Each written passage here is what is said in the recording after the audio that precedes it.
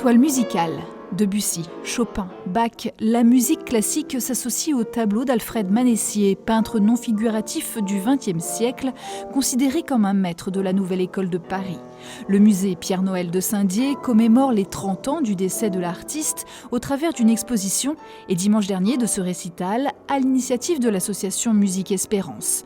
Marier peinture et musique, une expérience, un dialogue entre les arts. Le tout, c'est de trouver quel tableau résonne en musique, en fait. Il faut trouver l'idée qui ressort du tableau et qui peut correspondre avec la musique. C'est une question de couleur, c'est une question de tonalité. Donc c'est un gros travail de recherche pour trouver le mariage parfait. On a le même langage, en fait. On parle de gamme, la gamme de couleurs, la gamme en musique, les chromatismes, les tonalités. On a exactement la même chose, en fait. J'en force une porte ouverte, mais du coup, je révèle quelque chose peut-être à des gens qui n'ont pas forcément fait le lien entre ces arts-là. Une quarantaine de toiles, des lithographies, des maquettes de vitraux sont à découvrir dans la galerie d'exposition temporaire du musée des Audaciens.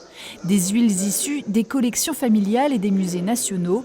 Les peintures abstraites aux formats imposants opèrent un balancement entre ombre et lumière, très inspiré par la foi de l'artiste. L'exposition se déroule dans le temps, parce qu'il y a des toiles anciennes, d'avant-guerre, et jusqu'à des toiles tout à fait à la fin de sa vie. Donc c'est un peu aussi un parcours de vie.